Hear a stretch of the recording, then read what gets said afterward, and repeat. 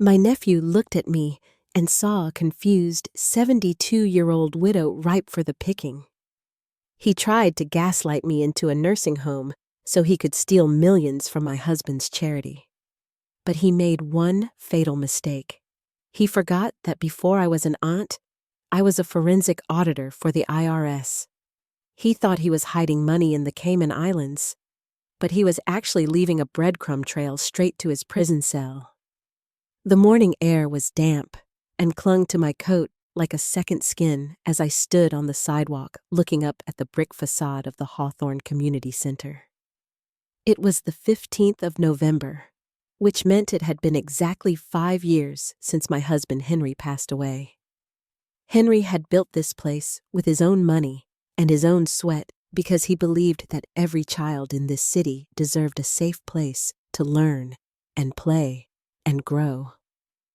He used to call it his legacy, but looking at it now, I felt a cold knot tighten in my stomach.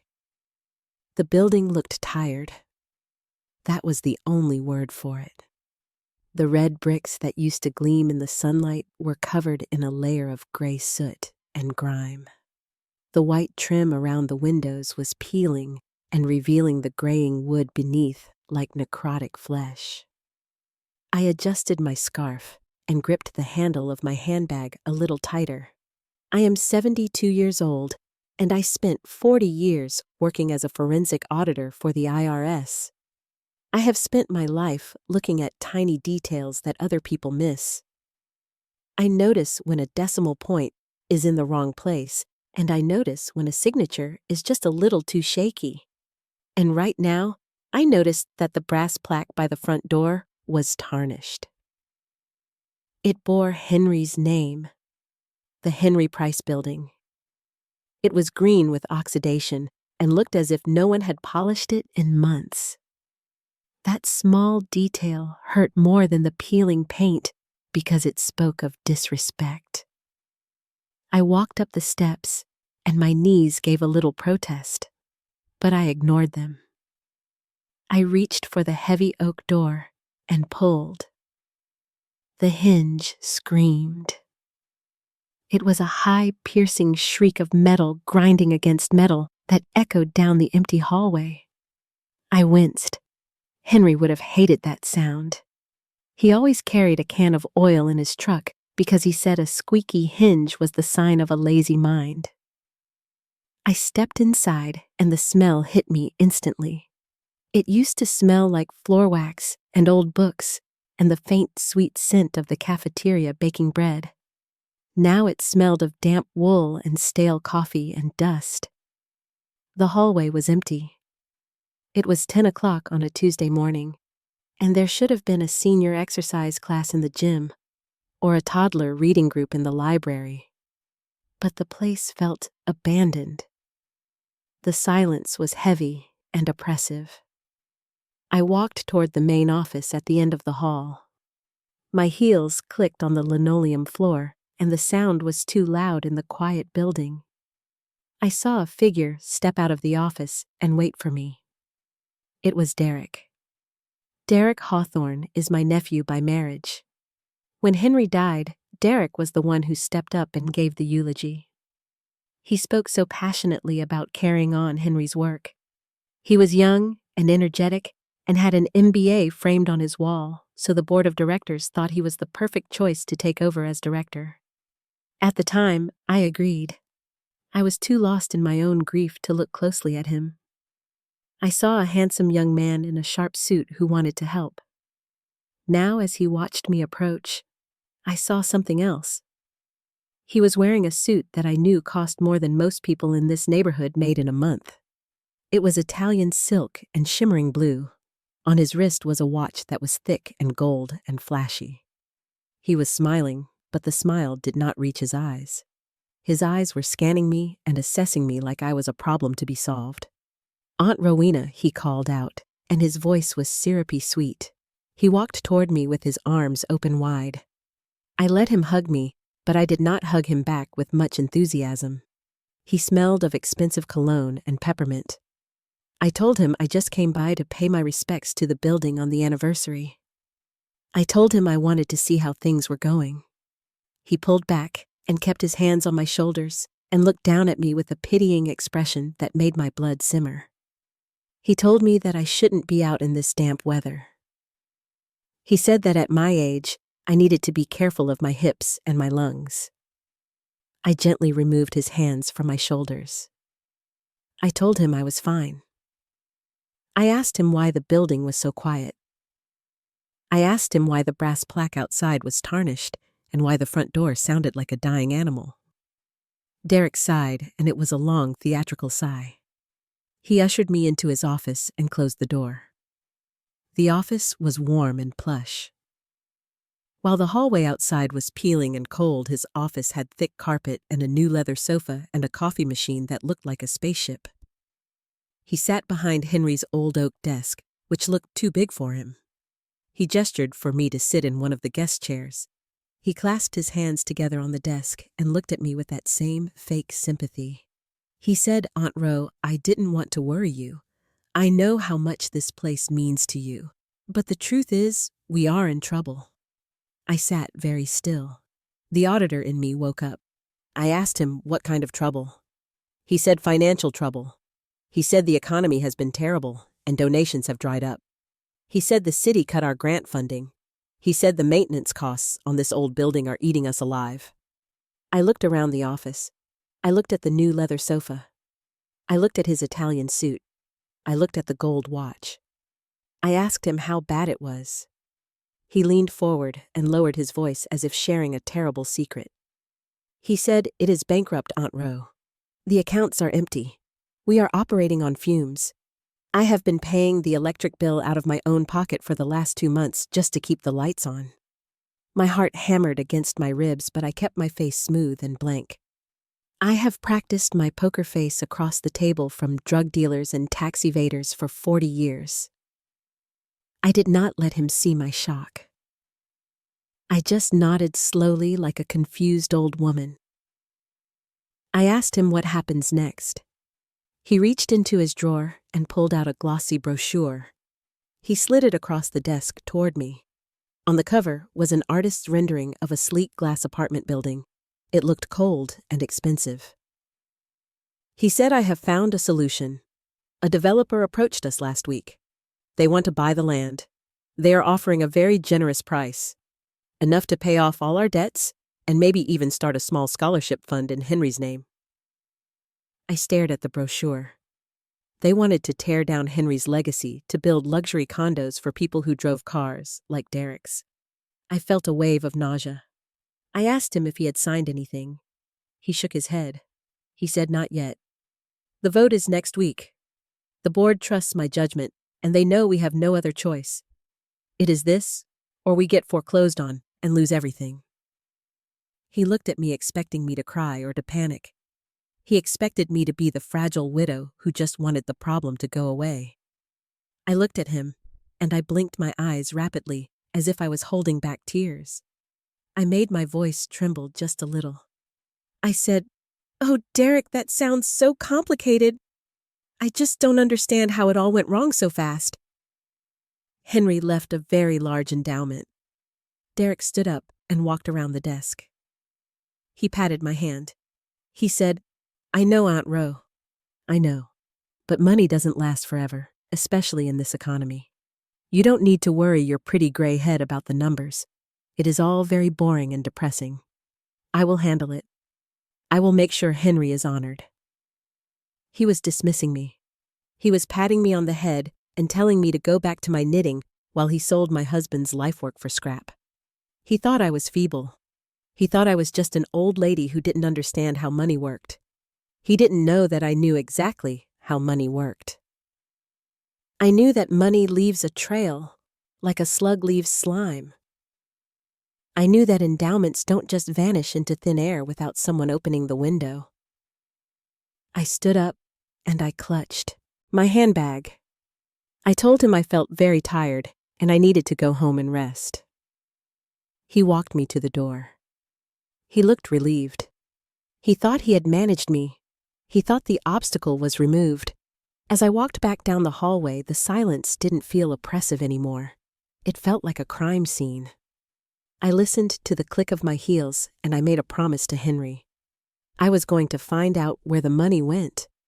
Derek Hawthorne might have an MBA and a gold watch, but he had never gone up against Rowena Price.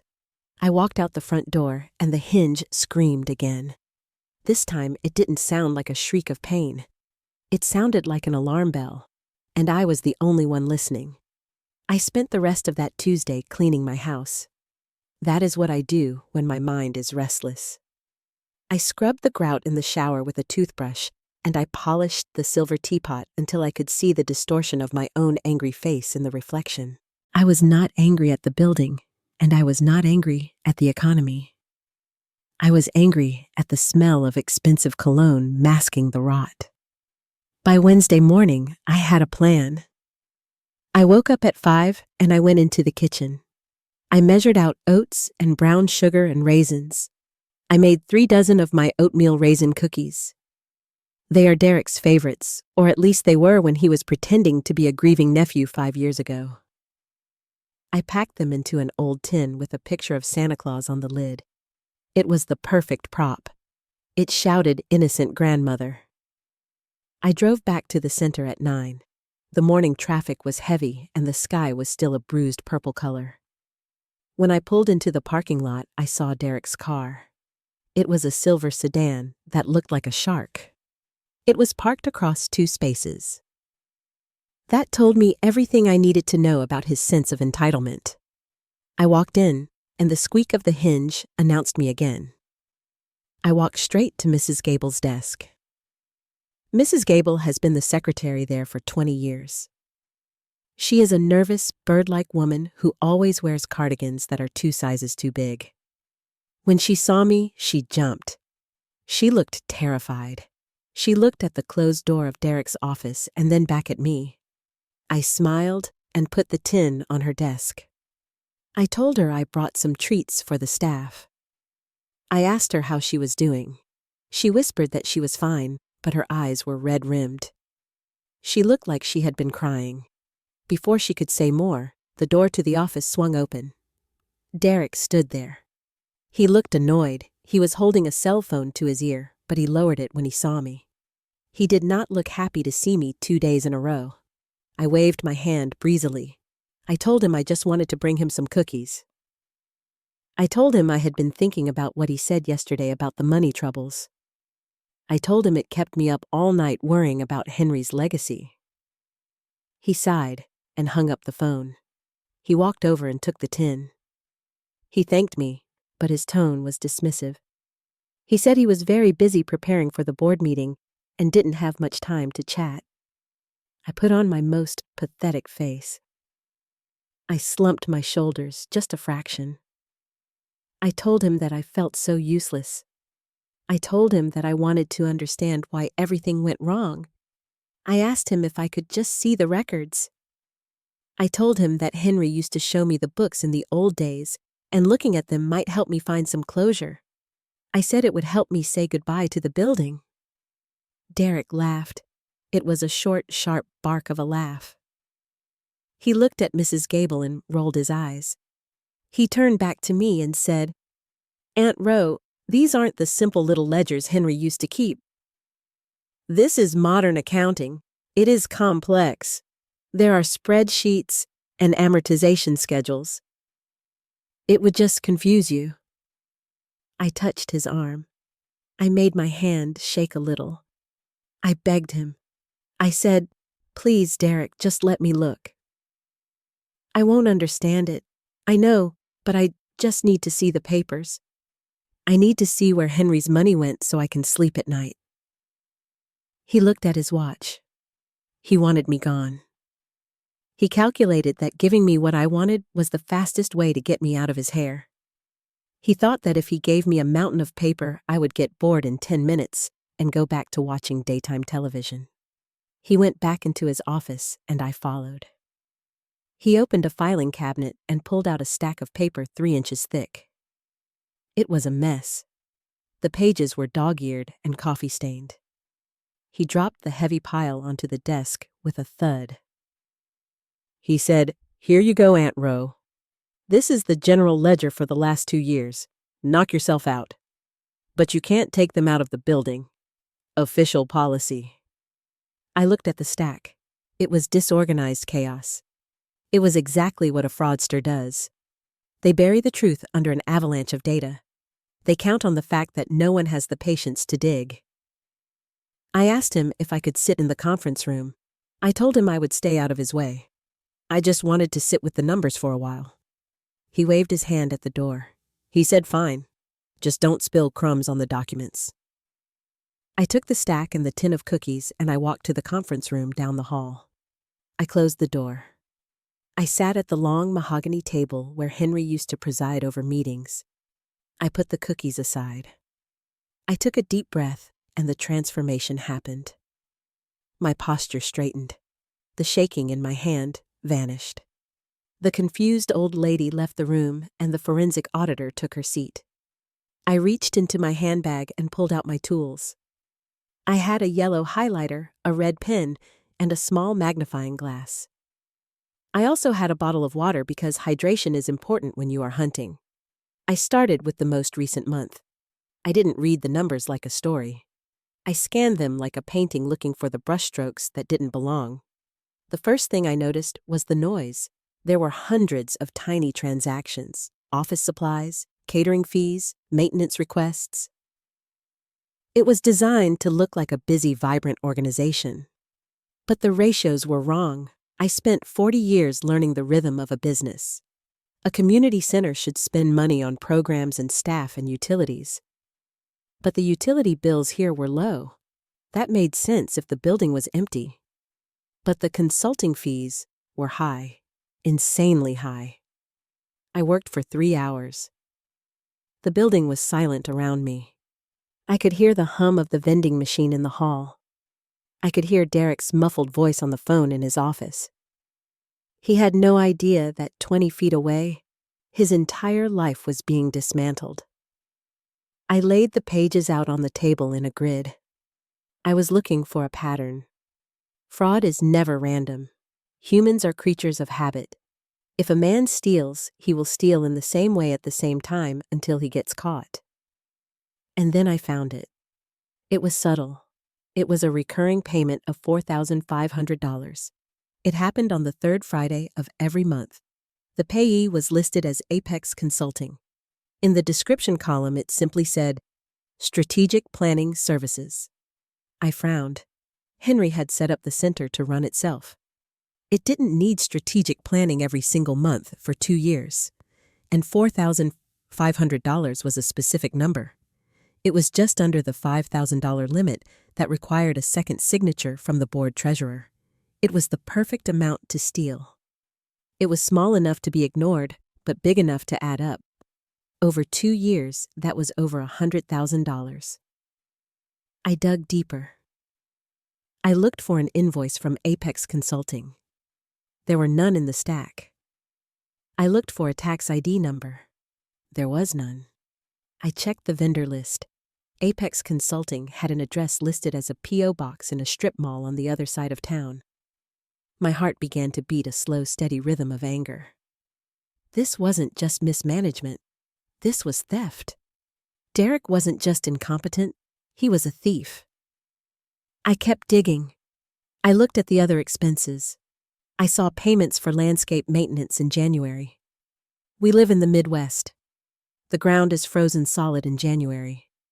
No one is doing $3,000 worth of landscaping when there is 2 feet of snow on the ground. I saw receipts for travel and entertainment that coincided with weekends in Las Vegas. Derek had listed them as donor recruitment trips. I felt a cold fury rising in my chest. He wasn't just stealing the money. He was laughing at us. He was laughing at Henry. He thought he was so smart. He thought that because he had an MBA, he could hide money in plain sight. He didn't know that numbers have a voice, and right now these numbers were screaming. I heard footsteps in the hall. I quickly gathered the papers into a messy pile again. I hid my highlighter and my red pen in my bag. I slumped in my chair and put a confused expression on my face. The door opened, and Derek stuck his head in. He looked bored. He asked me how it was going. He asked if I had found the closure I was looking for. I looked up at him. I made my eyes wide and watery. I patted the stack of papers. I told him, "Oh, Derek, it is all so confusing. So many numbers. My head is spinning. I just don't know how you keep track of it all." "You must work so hard." He smirked. He leaned against the doorframe. He said, "I do, Aunt Ro. I work very hard. It is a burden, but someone has to do it." I asked him about the consulting firm. I asked him in an innocent voice. I said, "I saw a name in there. Apex Consulting. It sounds so important. Do they help you with the children?" For a split second, I saw the mask slip. His eyes tightened. His jaw clenched, but it was gone in an instant. He waved his hand dismissively. He said, "Oh, them. Yes, they are vital. They help us with compliance, government regulations, very boring stuff. You wouldn't find it interesting." I nodded. I said, "Well, I am sure you know best. I am just glad you have help." I stood up and brushed the crumbs from my skirt. I told him I had seen enough. I told him he was right. The building was too expensive to keep. He looked relieved. He thought he had won. He thought he had convinced me. He walked me to the front door. He even gave me a hug. He felt like he had neutralized the threat. I walked to my car. I sat in the driver's seat, and my hands were shaking, but not from age. They were shaking with adrenaline. I didn't go home. I pulled out my cell phone. I still have contacts. I still have friends who didn't retire when I did. I dialed a number I hadn't called. In 3 years. It rang twice, and then a deep, gravelly voice answered. "Rowena Price," the voice said. "I thought you were retired." "Hello, Elias," I said. "I am retired, but I found a loose thread, and I think if I pull it, the whole suit is going to unravel." I put the car in gear. I had the name, Apex Consulting. Now I just needed to find out who was on the other end of that P.O. box. I waited 24 hours before I went back. I needed that time to let the anger settle into something cold and hard, like concrete setting in a mold. Elias was already running the name Apex Consulting through his channels. But these things take time, even for a man who knows where all the digital bodies are buried. I couldn't just sit at home and drink tea while Derek Hawthorne dismantled my husband's legacy. I needed to look him in the eye one more time. I needed to see how far he would go to protect his lie. It was Thursday. The rain had turned into a steady gray drizzle that slicked the streets and made the tires of my Buick hiss against the asphalt. I parked in the same spot, next to Derek's Silver Shark. I noticed a new scratch on his bumper. It looked like he had backed into something in a hurry. Careless. When I walked inside, the silence was different. It wasn't empty. It was tense. Mrs. Gable was typing furiously at her desk, her shoulders hunched up to her ears. When she saw me, she didn't smile. She looked at the closed door of Derek's office and gave a tiny, almost imperceptible shake of her head. A warning. "He's in a mood, Rowena," she whispered, her fingers never stopping their dance on the keys. "The board members have been calling all morning." "That's fine, dear," I said, loud enough for anyone listening to hear. "I just realized I left my reading glasses in the conference room yesterday. I'd be lost without them." It was a lie, of course. My glasses were in my purse, but it was the kind of lie an old woman is expected to tell. Forgetful, harmless. I knocked on Derek's door and opened it without waiting for an answer. He was standing by the window, staring out at the rain. He spun around, and for a second his face was a mask of pure fury. Then, like a switch had been flipped, the smile returned. But it was thinner today, strained. "Aunt Ro," he said, and the syrup in his voice had curdled. "Back again?" You're becoming a regular employee. I just forgot my glasses, I said, shuffling into the room. I sat down in the guest chair uninvited. But while I'm here, Derek, I wanted to ask you something. It's been bothering me all night, kept me from my sleep. He stiffened. He walked back to his desk, but didn't sit down. He loomed over it, trying to use his height to intimidate me. What is it now? I really have a lot to do before the vote. It's about that company, I said, furrowing my brow. Apex, the one you said helps with the government rules. Yes? The word was sharp, like a gunshot. Well, I was talking to my friend Mabel this morning. You know Mabel? She's practically senile, bless her heart. But her grandson works in compliance for the city. And I mentioned Apex to her, and she said her grandson had never heard of them. And then I remembered, didn't you say they were local? I watched his throat. He swallowed. His Adam's apple bobbed. I never said they were local, he said quickly. They're a national firm, very specialized. Aunt Ro, why are you obsessing over this? I'm not obsessing, I said, keeping my voice quavering. It's just $4,500 a month seems like a lot of money for a national firm to charge a little community center, especially if we're bankrupt. I was just looking at my own checkbook and thinking, surely we could save money there. Derek laughed, but there was no humor in it. He walked around the desk and stood right in front of me. He leaned down, placing his hands on the arms of my chair, trapping me. He smelled of stale coffee and fear. Aunt Rowena, he said, his voice dropping to a low, condescending register. Listen to me closely. You are confused. I looked up at him, wide-eyed.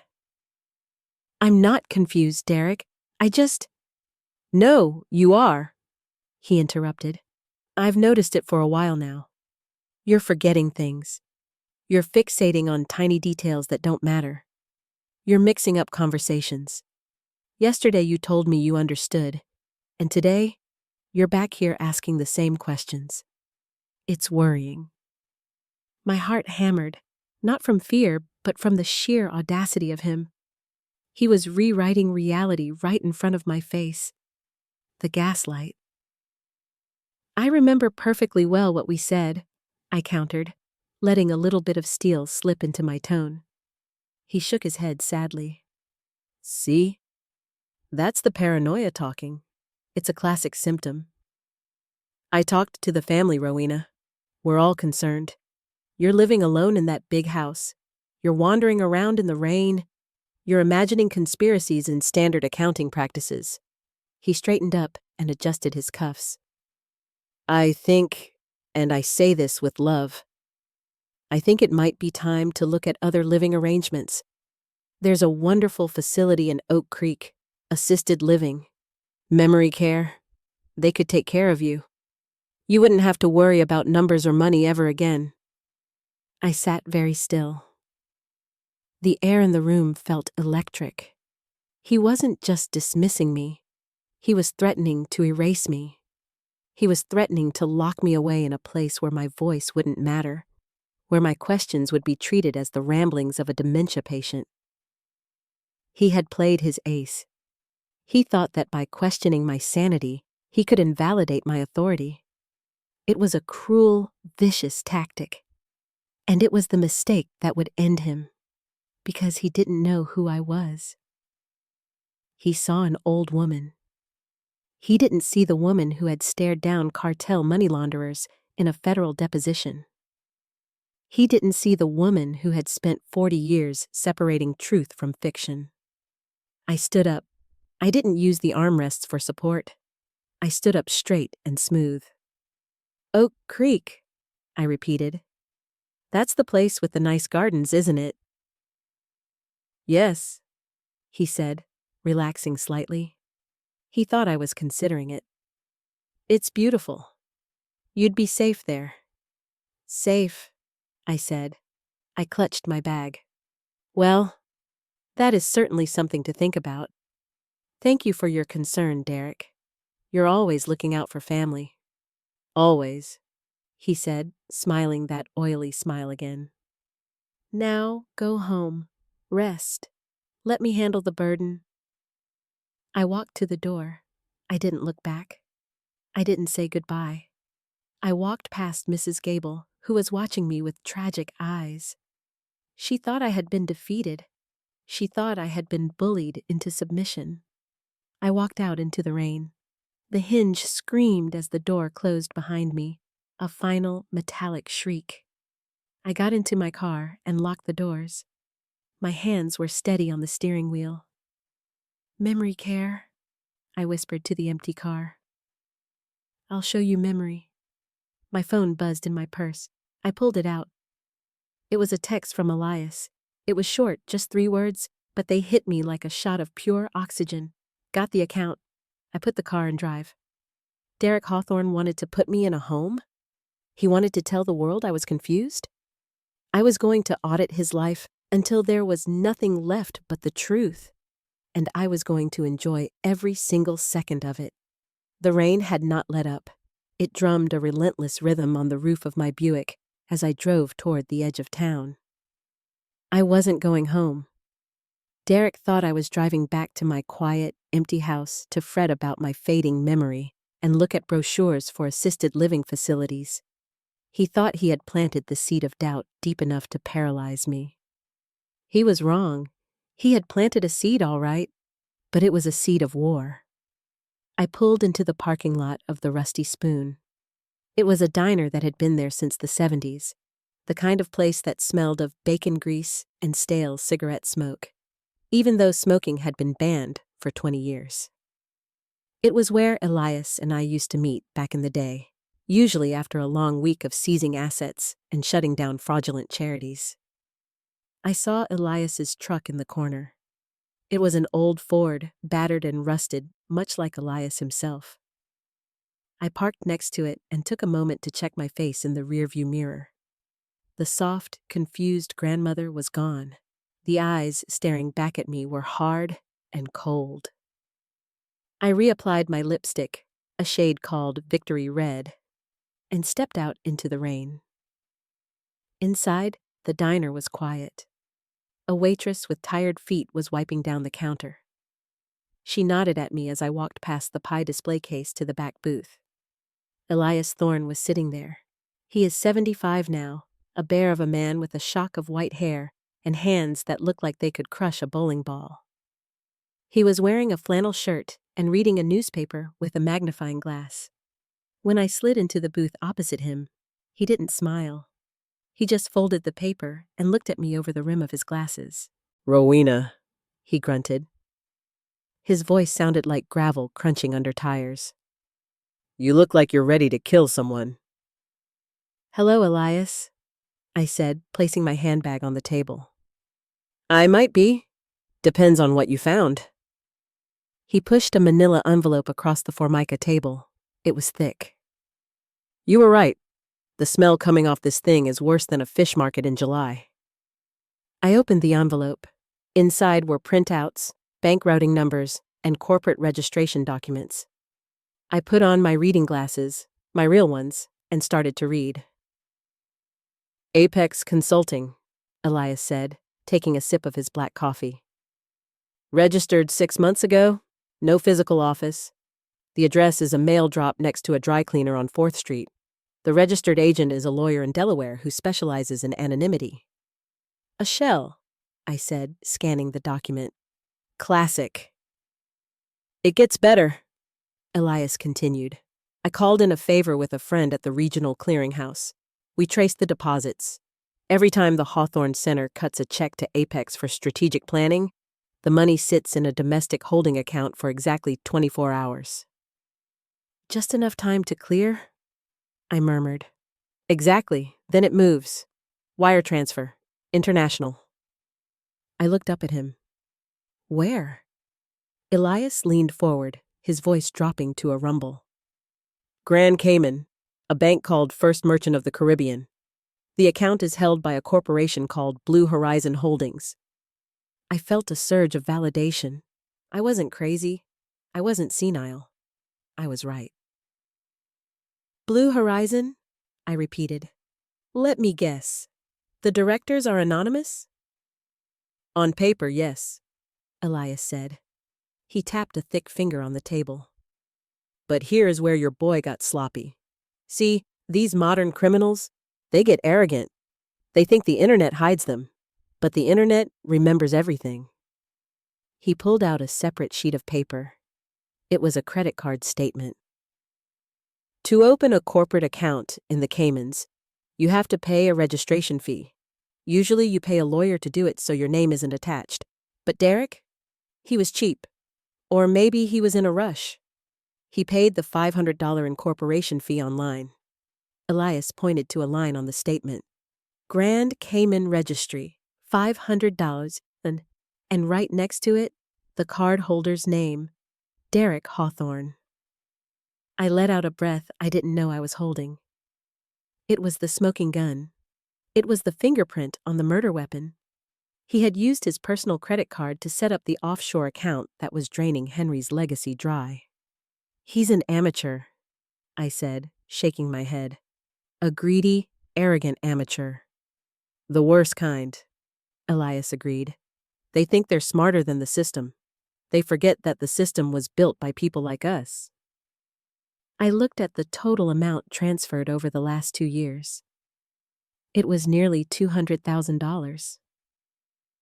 That was why the roof was leaking. That was why the heating system was failing. That was why Mrs. Gable hadn't had a raise in 5 years. So, Elias said, leaning back and crossing his arms. You have him. This is enough for a federal indictment. Wire fraud, embezzlement, tax evasion. I can make a call to the district attorney tonight. We can have agents at his door by morning. I touched the paper, feeling the texture of the proof under my fingertips. It was tempting. I could end it right now. I could watch the police drag him out of Henry's office in handcuffs. But then I remembered the look on his face when he suggested the memory care facility. I remembered the way he had dismissed me. If I called the police now, he would lawyer up. He would claim it was a mistake, a clerical error. He would blame Mrs. Gable. He would drag it out in court for years, draining the last of the center's money in legal fees. And the board was already convinced to sell. An arrest might spook the developer, but the center was still bankrupt. I needed more than just an arrest. I needed the money back. And I needed to humiliate him. I needed to expose him so thoroughly that he could never hurt anyone again. No, I said slowly. Not yet. Elias raised an eyebrow. Rowena, this isn't a game. The man is dangerous. I know, I said. But he's about to sell the building. If he sells it, the money from the sale disappears into that Cayman account and he vanishes. I need to stop the sale, and I need him to confess. How are you going to do that? I smiled, and it was a smile that didn't have a trace of warmth in it. He thinks I'm a confused old woman. He thinks I'm scared. I'm going to let him believe it. I'm going to let him get comfortable, and then I'm going to close the trap. Elias studied my face for a long moment. Then he chuckled, a low rumbling sound. God help him. You haven't lost a step, have you?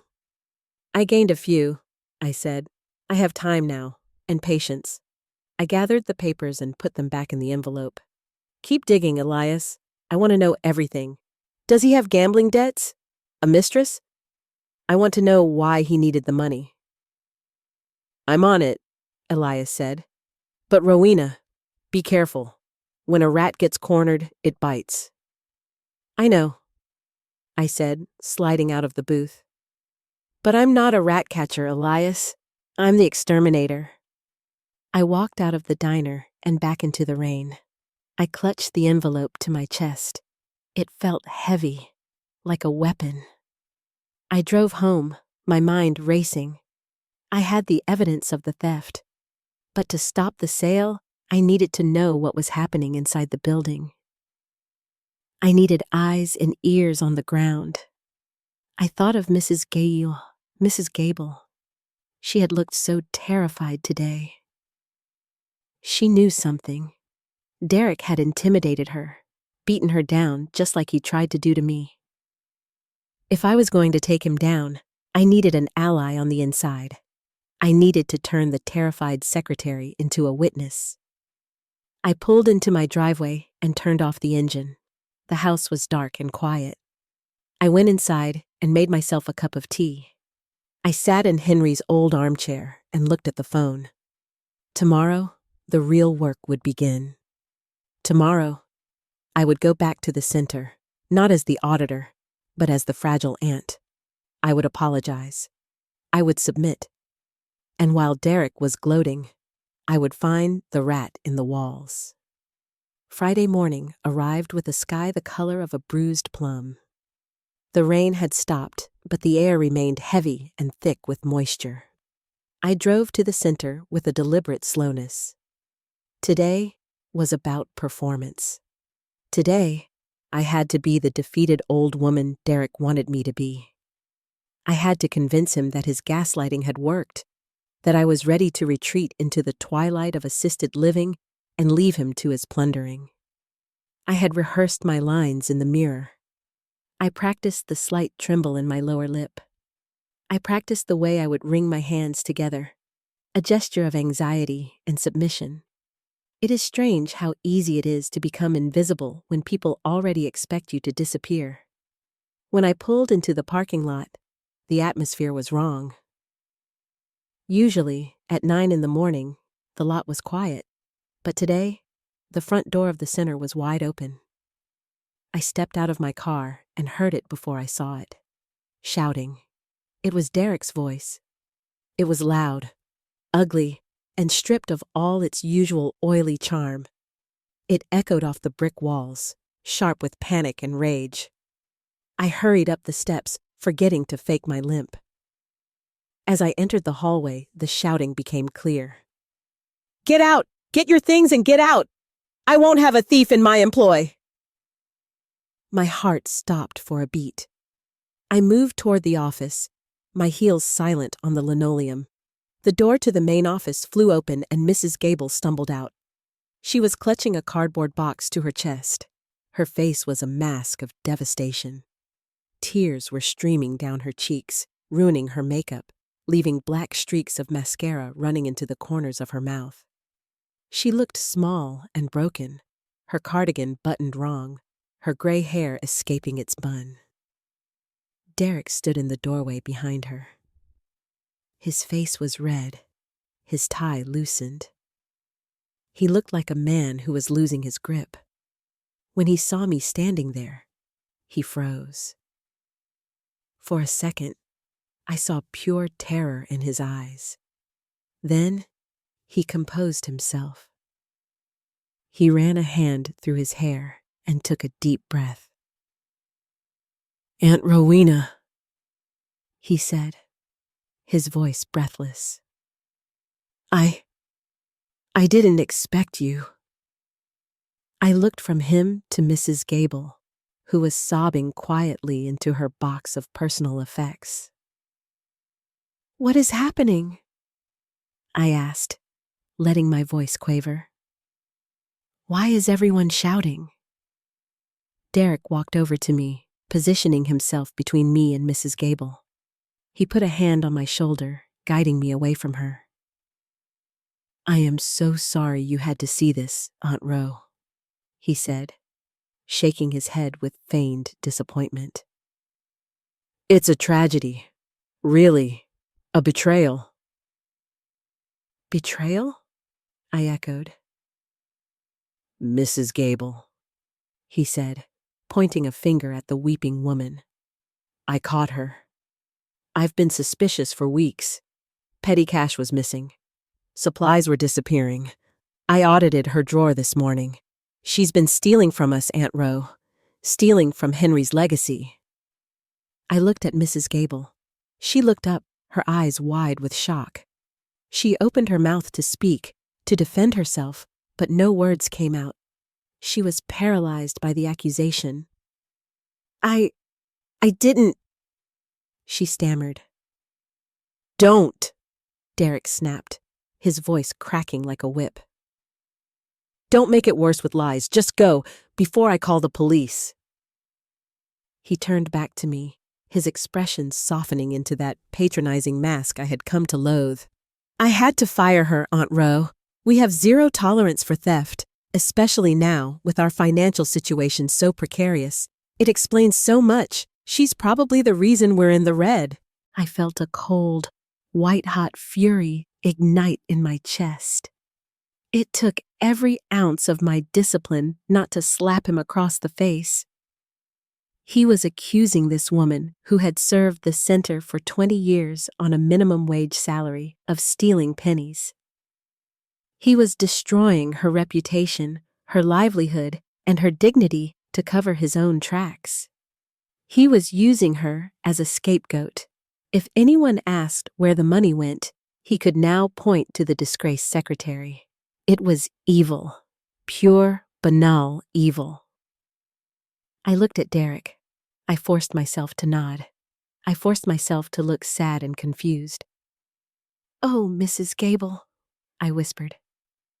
"How could you?" Mrs. Gable let out a sob that sounded like a wounded animal. She turned and ran toward the exit, clutching her box, fleeing the shame.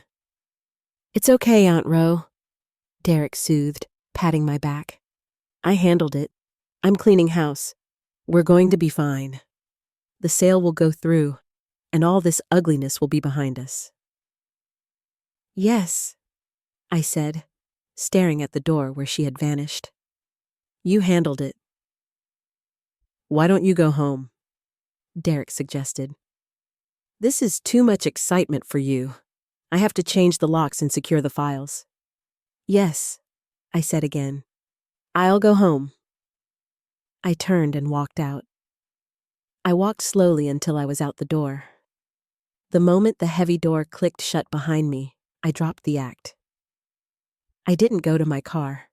I scanned the parking lot. I saw her. She was sitting in her old blue Honda at the far end of the lot.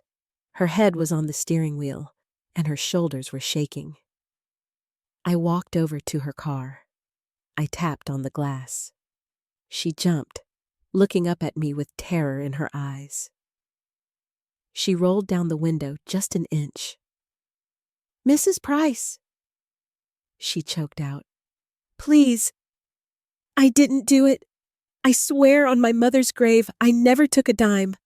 I brought my own pens from home. I never stole anything." "Open the door, Martha," I said softly.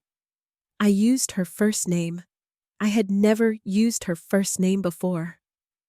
She hesitated, then unlocked the door. I walked around and got into the passenger seat. The car smelled of lavender and old upholstery. She was trembling. "He's lying," she wept. "He planted it. He put the money in my drawer. I saw him do it right before he started yelling. Why would he do that? Why?" I reached into my bag and pulled out a packet of tissues. I handed them to her. "Dry your eyes, Martha," I said. My voice was no longer the voice of the confused old lady. It was the voice of the auditor. It was sharp, clear, and commanding. She looked at me, startled by the change in tone. She wiped her face and sniffled. "He did it because he's scared," I said. "And he did it because he thinks you are weak. He thinks you are a disposable pawn." I don't understand," she said. "He didn't fire you because you stole $50 from petty cash," I told her. "He fired you because he has stolen $200,000 from the endowment fund and he needs someone to blame." Mrs. Gable stopped crying. She stared at me, her mouth slightly open. $200,000? "Yes," I said. "I have the bank records. I have the wire transfers to the Cayman Islands. I know everything. But she shook her head, confusion warring with relief. But he says I'm senile, I finished for her. He says I'm confused and ready for the nursing home. I turned in the seat to face her fully. Martha, look at me. Do I look confused to you? She looked into my eyes. She saw the clarity. She saw the rage. She saw the steel. No, she whispered. No, Mrs. Price, you don't. Good, I said. Now listen to me. Derek Hawthorne thinks he has won. He thinks he has cleared the board. He thinks he has silenced me and removed you. But he has made a fatal mistake. What mistake? He made us angry, I said. I reached out and took her hand. Her hand was rough from work, her knuckles swollen with arthritis. I am going to take him down, Martha. I am going to expose every lie he has told. I am going to get your job back. And I am going to make sure he goes to prison for a very long time. But I cannot do it alone. I need you. Me? She asked. What can I do? I'm fired. You are the memory of that building, I said. You know where the bodies are buried. You know his schedule. You know his passwords. You know who calls him. Mrs. Gable took a deep breath. She straightened her spine against the seat. The fear was fading, replaced by a spark of indignation. She had been loyal for 20 years, and he had thrown her away like trash.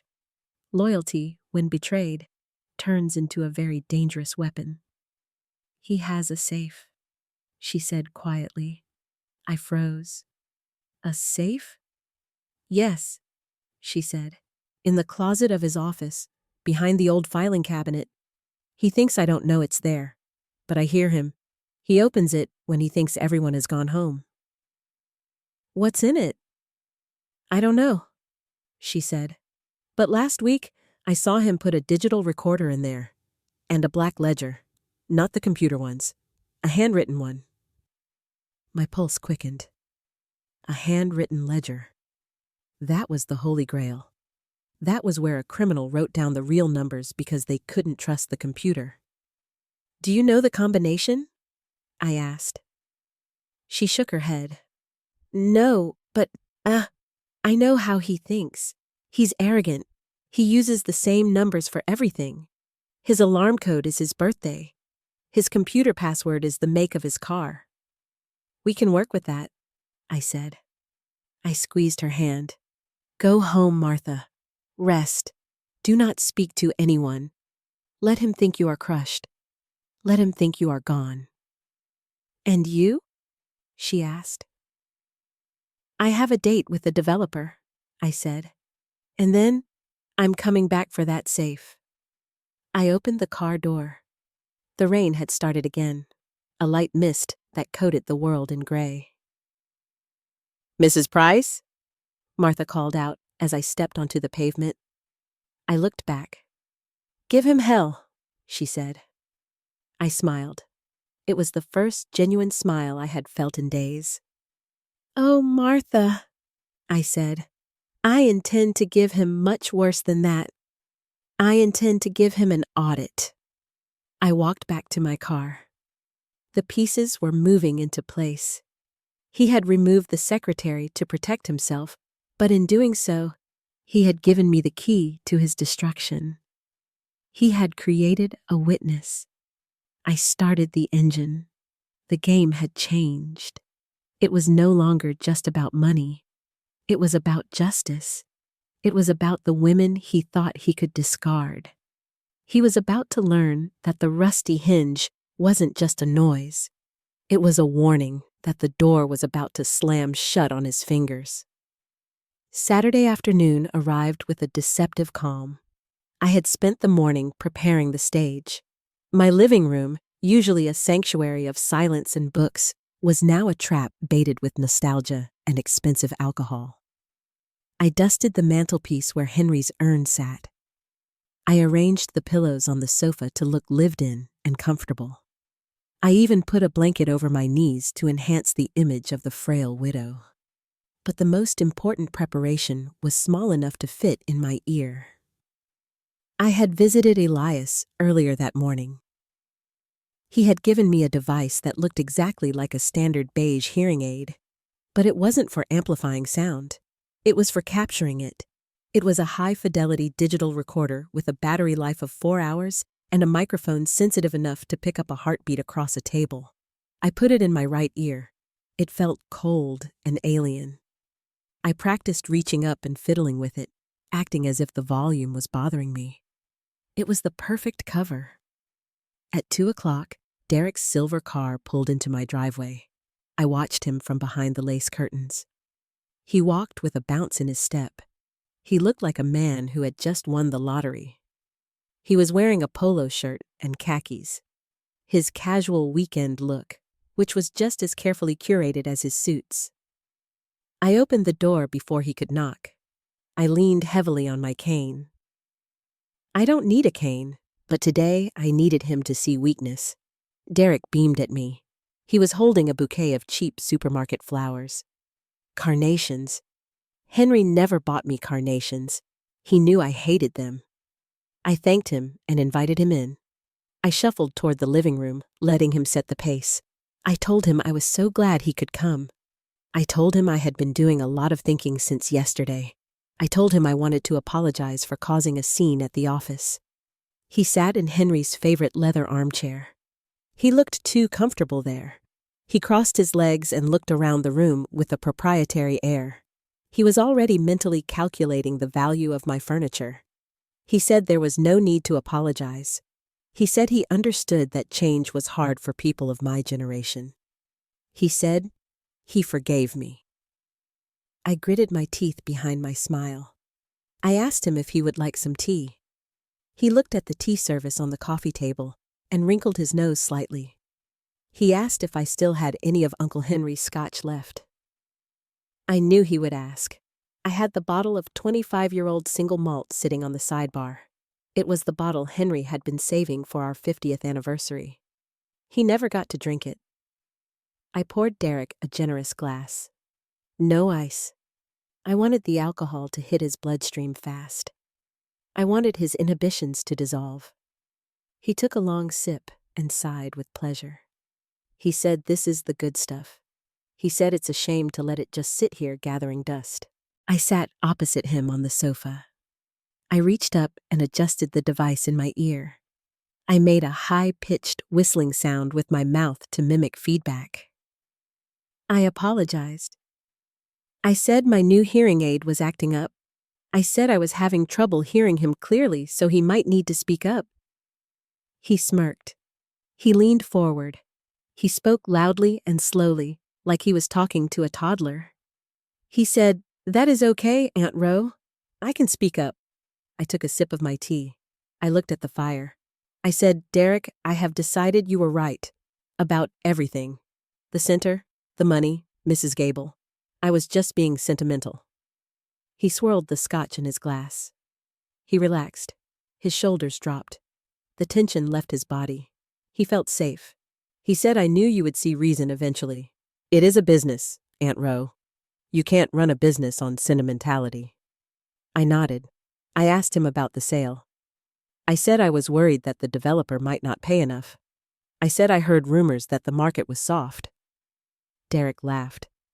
It was a boastful laugh.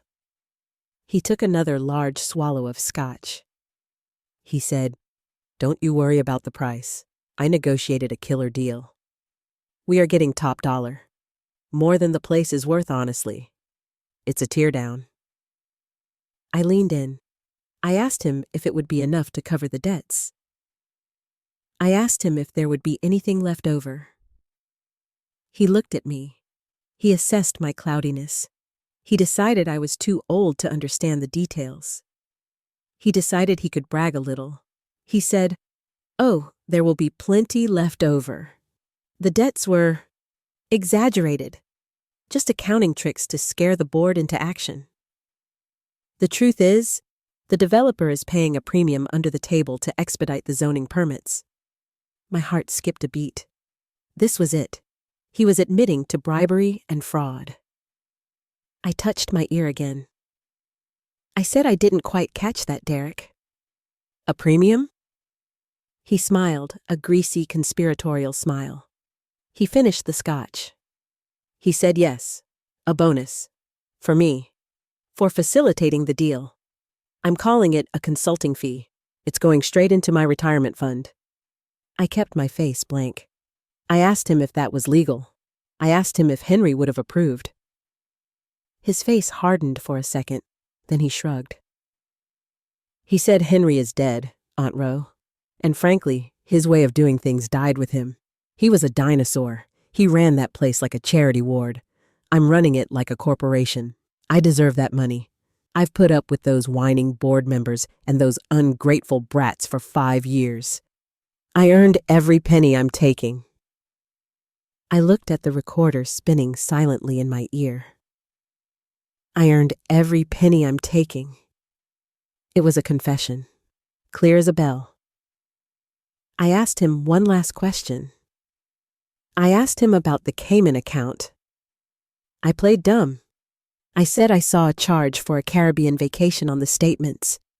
I asked if he was planning a trip. He laughed so hard he choked on the last drop of scotch. He said, "You really are losing it, aren't you? That's not a vacation, you old bat. That's my escape hatch. When this sale closes next week, I'm gone. I'm buying a boat, and I'm never setting foot in this miserable town again. And you'll be safe and sound in Oak Creek, staring at the wall." He stood up. He felt triumphant.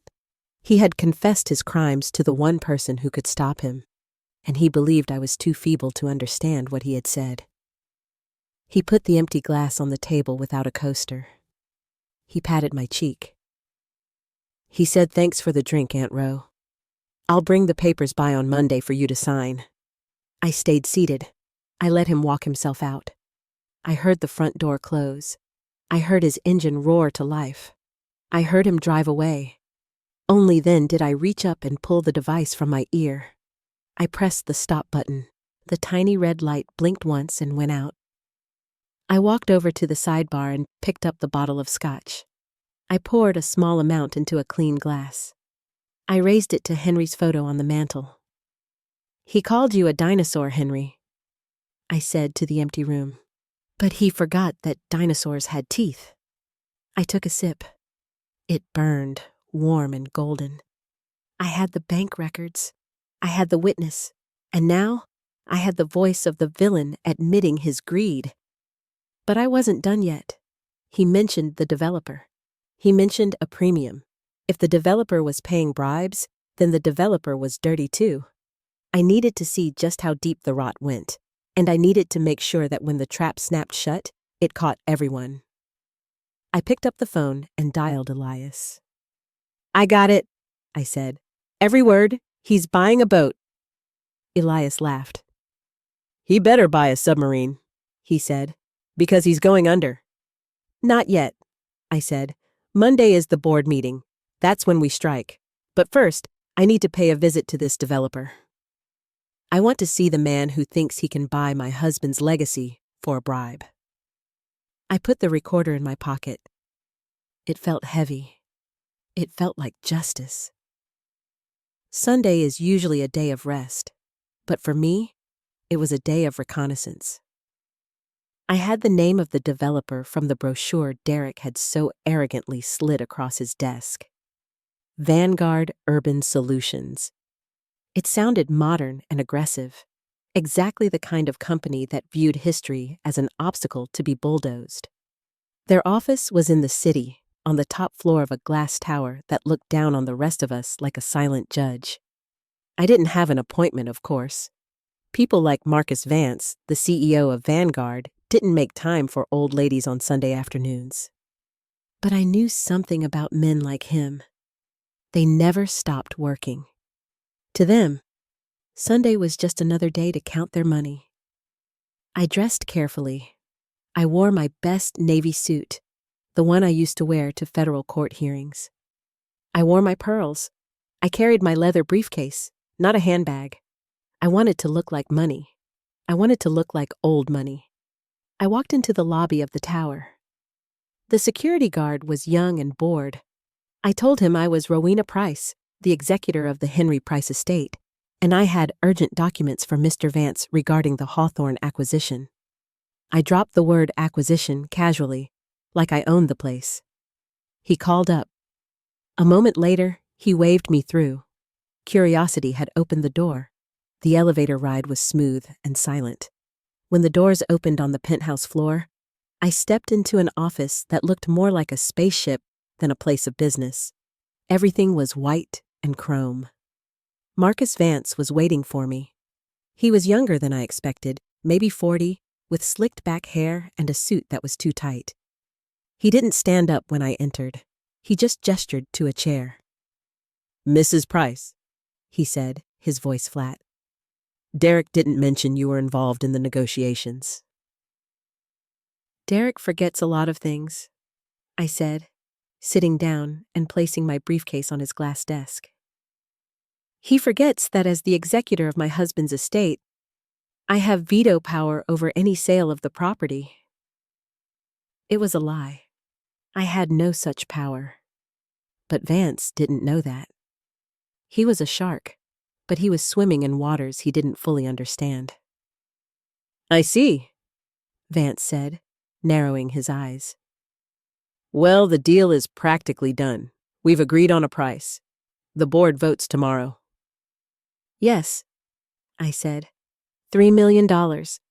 That's the number Derek gave the board." Vance's expression flickered. Just for a microsecond, his left eye twitched. It was a tell. I had spent 40 years reading tells. "That sounds correct," he said slowly. "It sounds low," I countered. "Prime real estate in that district, with the historical zoning cleared? My independent appraisers put the value at closer to $5 million. Vance leaned back. He tapped a pen against his chin. "Mrs. Price, the building is a wreck.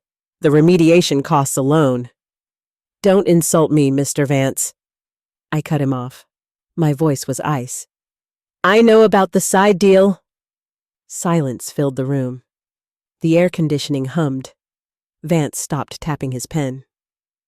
"I don't know what you're talking about," he said, but his voice had lost its arrogance. "The consulting fee," I said. "The premium you're paying Derek directly to ensure the board votes yes, to ensure no one looks too closely at the zoning permits, to ensure the dinosaur gets demolished quietly." Vance stood up. He walked to the window and looked out at the city. "That is a very serious accusation." "It's not an accusation," I said. "It's a fact. I have it recorded. Derek was very chatty yesterday after a few scotches." Vance turned around. His face was pale. He realized suddenly that the little old lady in the navy suit was holding a grenade. "What do you want?" he asked. "More money? Is that it? You want a cut?" I laughed. It was a dry, harsh sound. "You think everyone is for sale, don't you? You think because you have a glass office you can buy integrity." I stood up and walked over to him. I am not a tall woman, but in that moment I felt 10 feet tall. "I don't want your money," I said. "I want the truth. You are paying $5 million for that property, aren't you? Derek is reporting $3 million to the board and pocketing the $2 million difference with your help." Vance looked at me. He looked at the briefcase. He calculated the risk. If this went public, his reputation would be ruined. The deal would collapse. He would be investigated. "It was his idea," Vance said quietly. "He came to me. He said the board was desperate. He said he could deliver the property for $3 million if we structured the remaining $2 million as a consulting payout to his offshore firm. He called it a finder's fee." $2 million, I whispered. It was worse than I thought. He wasn't just stealing crumbs, he was stealing the entire cake. "I have the paperwork," Vance said. eager now to distance himself from the sinking ship. "The draft contracts, the wire instructions for the consulting fee, it's all here." "Give it to me," I said. He hesitated. "Mr. Vance, I said. "If you give me the documents, I walk out of here and I take down Derek Hawthorne. I leave you out of it. I frame it as his fraud, his manipulation. You were just a businessman who got caught in his web." "And if I don't?" "Then I release the recording to the press," I said. "And I give the audio to the FBI. And you go to prison for conspiracy to commit fraud." It wasn't a choice. It was an ultimatum. Vance went to his safe. He pulled out a blue folder. He handed it to me. His hands were shaking slightly. "Get him," Vance said. "The little weasel tried to shake me down for an extra $100,000 yesterday. I hate greedy people." "So do I, Mr. Vance," I said, taking the folder. "So do I." I walked out of the office. I didn't look back. I had the last piece of the puzzle. I had the bank records. I had the witness. I had the confession. And now, I had the contract that proved the scale of the theft. I took the elevator down. My knees felt a little weak, not from age, but from the adrenaline crashing out of my system. I sat on a bench in the lobby for a moment to catch my breath. I looked at the blue folder in my lap. It was heavy. It contained the proof of a betrayal so deep, it made my heart ache for Henry.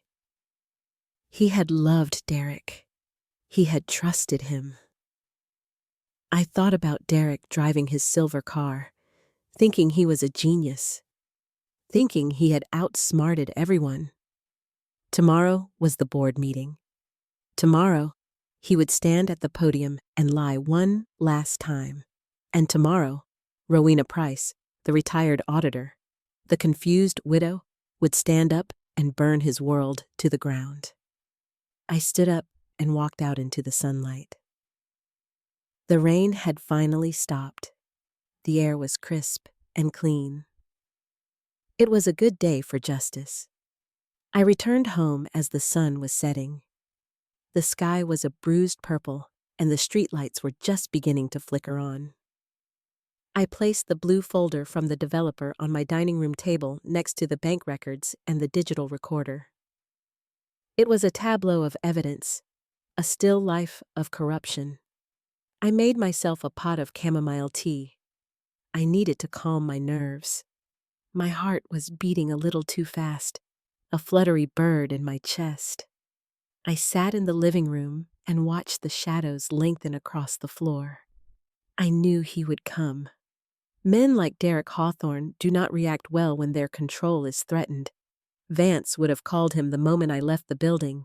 Rats always warn each other when the ship starts to list. At 8 o'clock, I saw the headlights. They swept across my living room window like searchlights. Tires screeched in the driveway. There was no polite knock this time. The front door flew open with a crash that made the china in the cabinet rattle. Derek stood in the hallway. The charm was gone. The expensive suit was rumpled and his tie was pulled loose. His face was a map of pure, unadulterated rage. "What did you do?" he screamed. He stormed into the living room. He looked wild. He looked like a man who was watching his future burn down and didn't have a bucket of water.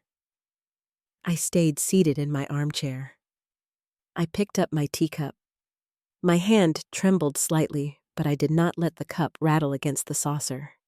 I took a sip. "Hello, Derek," I said calmly. "You seem upset." "Upset?" He marched over to me, and for a second, I thought he might strike me. He loomed over the chair, his hands clenched into fists at his sides. "I just got a call from Marcus Vance. He says you were in his office. He says you threatened him. Who do you think you are?" "I am the executor of this estate," I said. I didn't look up at him. I looked at the steam rising from my tea. "And I was just doing my due diligence. I found the price. Interesting. You have no right, he roared. Spittle flew from his mouth. You are a senile old woman. You don't understand business. You almost blew the deal. Did I? I asked. Or did I just uncover the part of the deal you forgot to mention? The $2 million part? The room went silent. The air felt heavy and charged. Derek took a step back. The color drained from his face and then rushed back in a flush of red. He realized the game was up. The confused aunt act was over. He looked at me, and for the first time, he saw me. He saw the forensic auditor. He let out a short, incredulous laugh. So that's it? You were playing me? The hearing aid, the cookies, the whole poor little widow routine? I learned from the best, I said. You've been playing the grieving nephew for 5 years. He sneered. The mask fell away completely. There was no more pretense of family or love. There was only the ugly truth. You think you're smart, he spat. You think because you caught me you can stop me? You can't. The board votes tomorrow. I have the votes. They eat out of my hand. They won't when they see the real contract, I said. Derek leaned down. His face was inches from mine. I could smell the sour scent of fear and scotch on his breath. Listen to me, you old hag, he hissed. If you say one word at that meeting, if you show them one piece of paper, I will destroy you. Is that a threat? It's a promise, he said. I control the pension fund, Rowena. I know where your investments are. I can tie your money up in litigation for the next 10 years. You'll die broke. You'll lose this house. You'll be begging for a bed in that state-run nursing home I told you about. He straightened up and paced the room, his agitation growing. And don't think anyone will believe you, he continued. I'll tell them you're demented. I'll tell them you're vindictive. I'll ruin your reputation. I'll make sure everyone remembers Henry Price's wife as a crazy old bat who lost her mind. Henry, I said softly. Don't you dare speak his name. He laughed. Henry was a fool. He threw his money away on losers and delinquents. He built a shrine to his own ego and called it charity. I'm the only one who tried to make that place profitable. You tried to steal it, I said. I tried to save it, he yelled. I deserve that money. I put in the hours. I dealt with the leaks and the complaints and the endless begging for donations. And what did I get? A salary that barely covers my lease payments. He walked to the door and turned back to look at me. His eyes were cold and dead. Bring your little folder to the meeting, Rowena. But remember this. If you take me down, I take you down with me. I know where you live. I know you're alone. Accidents happen to old ladies living alone. Stairs are slippery. Gas stoves leak. My blood ran cold. He was threatening my life. He had crossed the line from white-collar criminal to something much darker. Get out, I whispered. I'm leaving, he said. But you better think long and hard about your future tonight, because if you cross me tomorrow, you won't have one. He slammed the door so hard the pictures on the wall went crooked. I heard his car peel out of the driveway, tires screeching against the pavement. I sat in the silence. My tea was cold. I put the cup down. I wasn't shaking anymore. Fear had burned away, replaced by a clarity as sharp as a diamond. He thought he had scared me. He thought that by threatening my safety and my home, he could silence me. He didn't understand. I wasn't fighting for my safety. I was fighting for Henry. I was fighting for Mrs. Gable. I was fighting for every person who had ever been bullied by a man in a shiny suit. I stood up and walked to the phone. I called Elias. He was just here, I said. Are you okay? Elias asked instantly. I can come over. I can bring my shotgun. No, I said. I'm fine, but he threatened me. He threatened to burn it all down. He's desperate, Elias said. Desperate men make mistakes. He made his mistake, I said. He underestimated me. He thinks I'm afraid of dying. At my age, Elias, death isn't the enemy. Irrelevance is. And tomorrow, I am going to be very, very relevant. I hung up the phone. I went to the closet and pulled out my clothes for tomorrow. I chose a red silk blouse. Henry always loved me in red. He said it was a power color. I looked at myself in the mirror. I saw the lines on my face. I saw the gray in my hair. But I also saw the fire in my eyes. Accidents happen. I repeated his words. I smiled. Yes, Derek, they do. And tomorrow, you are going to have a catastrophic collision with the truth. I turned off the lights. I slept soundly. It was the sleep of a soldier before the battle. Monday morning dawned with a sky of brilliant, brittle blue. It was the kind of cold, clear day where sound carries for miles. I dressed with the precision of a soldier putting on armor. I wore the red silk blouse I had chosen the night before, tucking it into a charcoal skirt that fell below the knee. I pinned my hair back in a severe, elegant chignon. I put on my pearls, and finally, I picked up the red folder. I had transferred everything into it. The bank records from the Cayman Islands, the affidavit Mrs. Gable had signed late last night at her kitchen table, the contract from Marcus Vance, and the USB drive containing the recording of Derek's drunken confession. It was a thin folder, but it held the weight of a sledgehammer. I arrived at the Hawthorne Center at 9:50.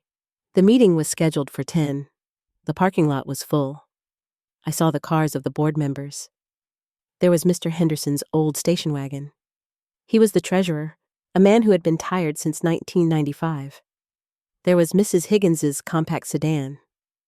She was a follower, a woman who voted with the majority because she hated conflict.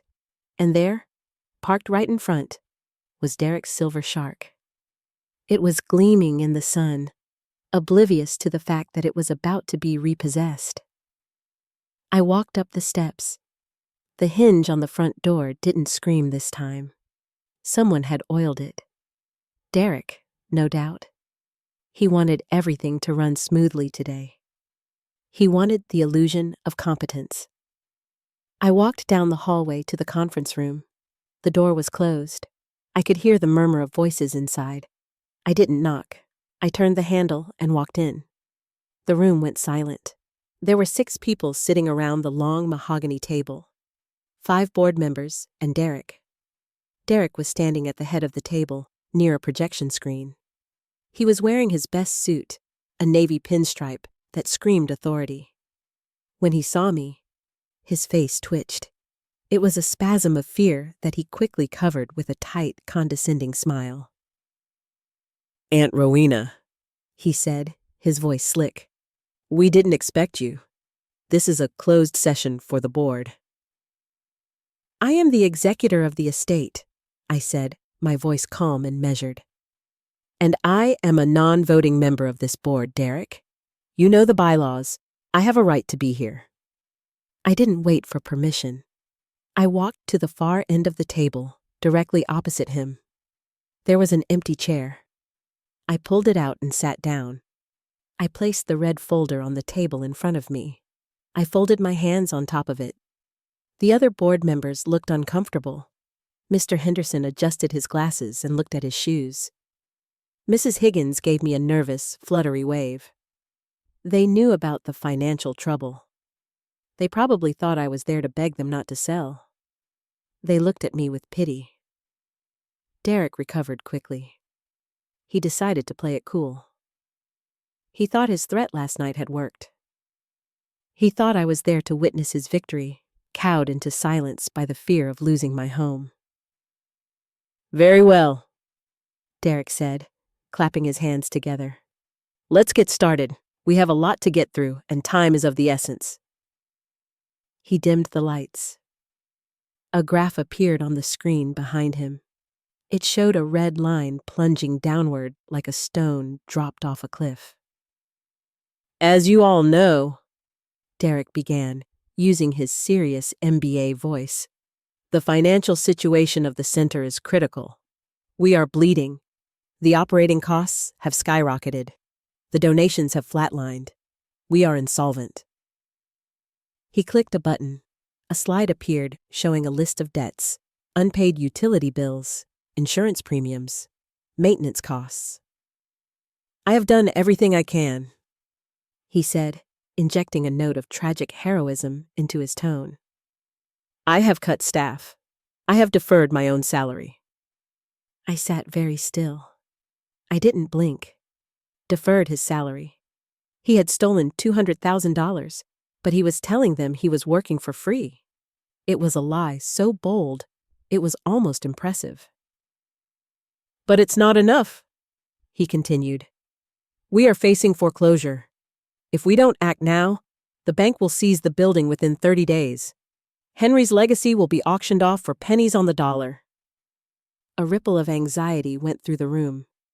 Mrs. Higgins let out a small gasp. However, Derek said, his voice brightening, I have found a miracle. He clicked the button again. The logo for Vanguard Urban Solutions appeared on the screen. It was shiny and modern. I have been in intense negotiations for the last week, Derek lied. It hasn't been easy. The market is tough, but I have managed to secure a buyout offer that will solve all our problems. He paused for effect. He looked at each board member in turn, making eye contact. He avoided looking at me. Vanguard is offering $3 million for the property. The board members exhaled. Shoulders dropped. $3 million? Mr. Henderson asked, his voice cracking with relief. That covers the debts? It covers everything, Derek promised. We pay off the creditors. We have enough left over to endow a scholarship fund. It is the only way to save Henry's name. The building goes, yes, but the mission survives. He was good. I had to give him that. He was selling them a lifeboat while he drilled holes in the hull. But there is a catch, Derek added, his voice dropping to a whisper. The offer expires today at noon. Vanguard is looking at another property across town. If we don't sign the letter of intent right now, they walk away, and we lose everything. He created urgency. That is rule number 1 of the con artist. Don't give the mark time to think. Force them to jump. I have the papers right here, Derek said, lifting a stack of documents from the table. I recommend, no, I implore you to vote yes, for Henry, for the community. He looked around the room. He saw the nodding heads. He saw the relief. He had them. Do we have any discussion? He asked, knowing there wouldn't be any. Mr. Henderson cleared his throat. It seems like a no-brainer, Derek. You've done a great job finding this. I don't see another option. I agree, Mrs. Higgins piped up. We can't let the bank take it. We have to sell. Derek smiled. It was the smile of a predator who has just felt the trap snap shut on his prey. He looked at me then. He looked straight down the length of the long table. His eyes were cold and triumphant. He was daring me to speak. He was reminding me of the stairs, of the gas stove, of the threats. Aunt Rowena, he said, his voice dripping with mock courtesy. Do you have anything to add? I know this is hard for you emotionally, but surely you see the logic. The room turned to look at me. They expected tears. They expected a rambling speech about the good old days. They expected the confused old woman Derek had painted me to be.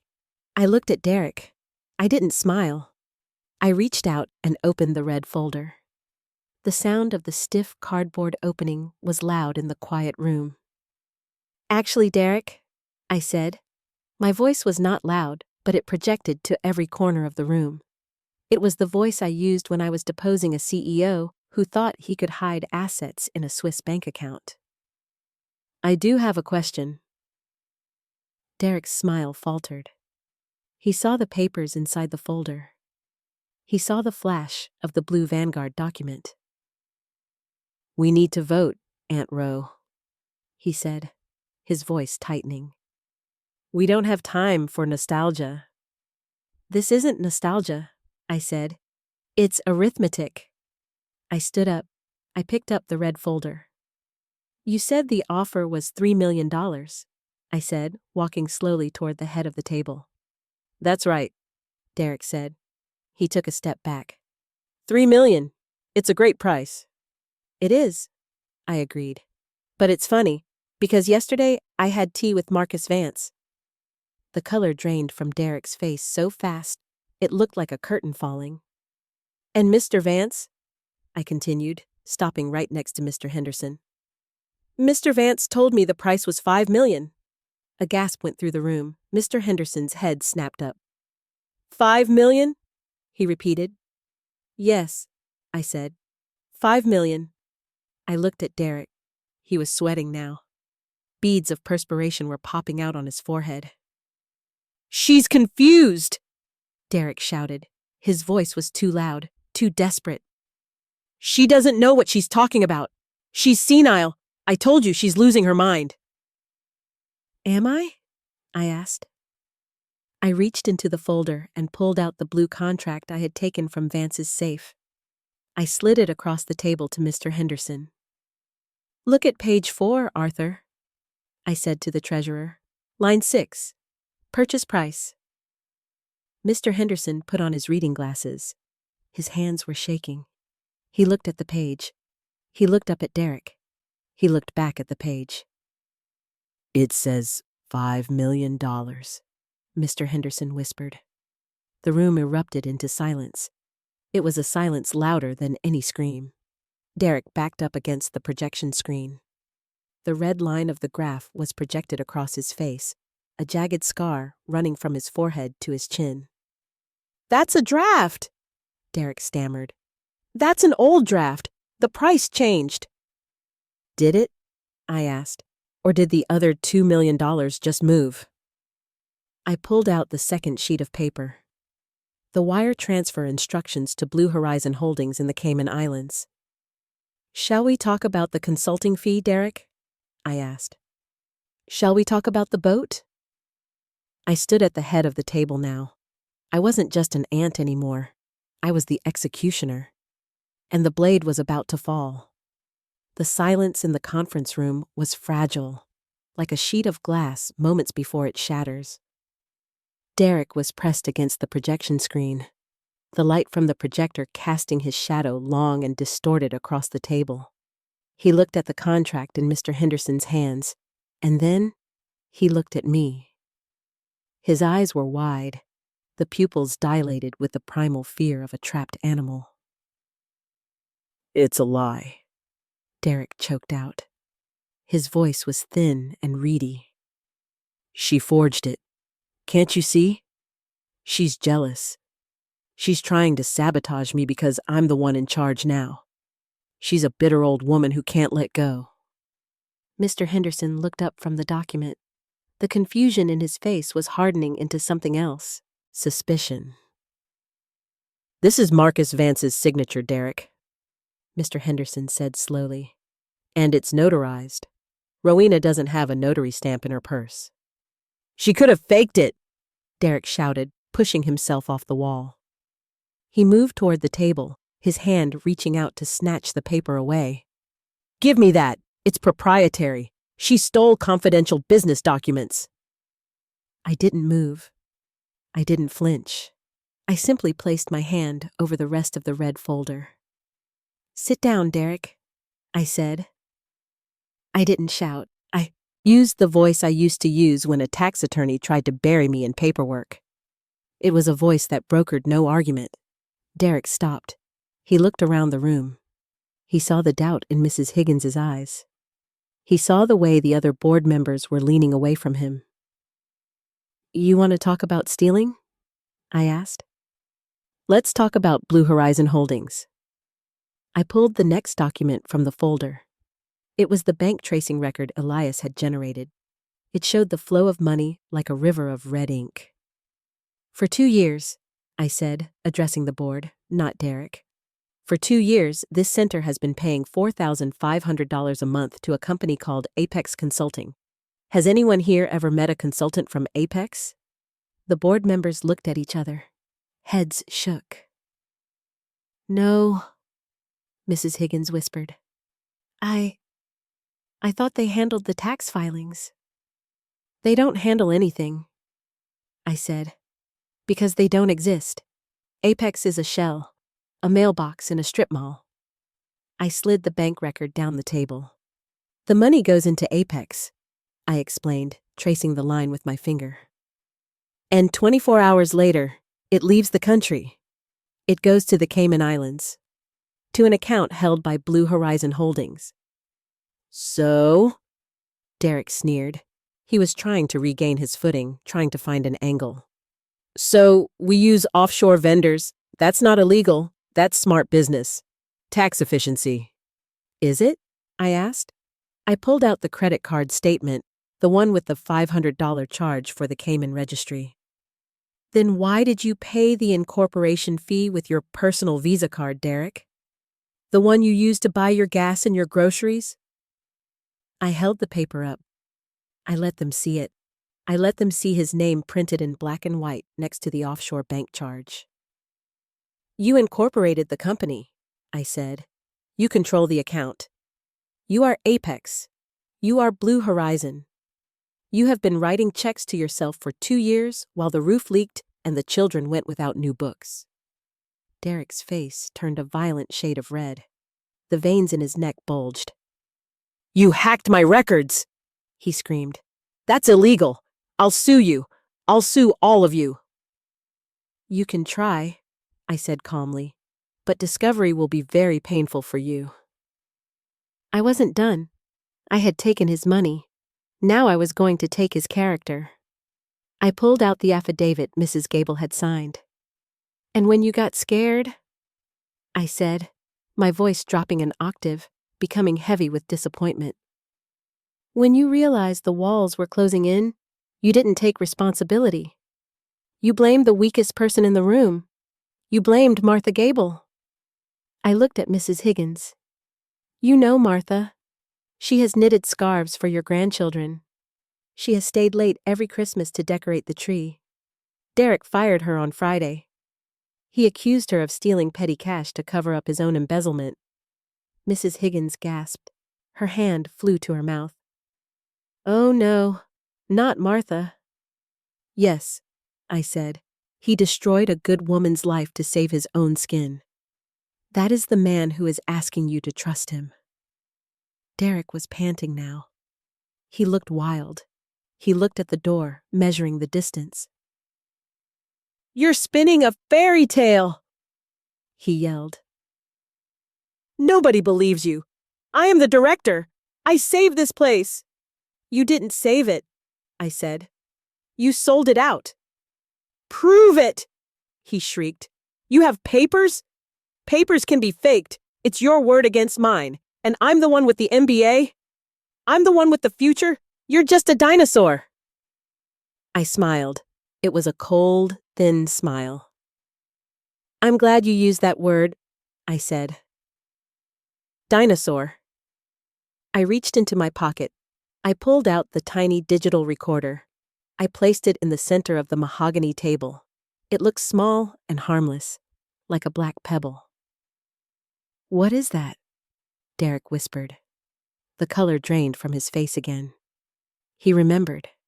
He remembered the scotch. He remembered the arrogance. This, I said, is the truth.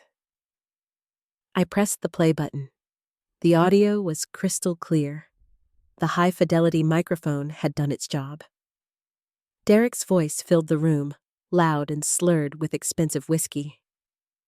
The debts were exaggerated, just accounting tricks to scare the board into action. The board members froze. Mr. Henderson stopped breathing. A bonus. For me. For facilitating the deal. I'm calling it a consulting fee. It's going straight into my retirement fund. Derek lunged. He scrambled over the chair, reaching for the recorder. "Turn it off!" he screamed. "Turn it off!" Mr. Henderson stood up. He is 70 years old, but he moved with surprising speed. He blocked Derek's path. He slammed his hand down on the table. "Sit down, son," Mr. Henderson roared. Derek froze. The recording continued. Henry is dead, Aunt Ro. He was a dinosaur. He ran that place like a charity ward. I'm buying a boat, and I'm never setting foot in this miserable town again.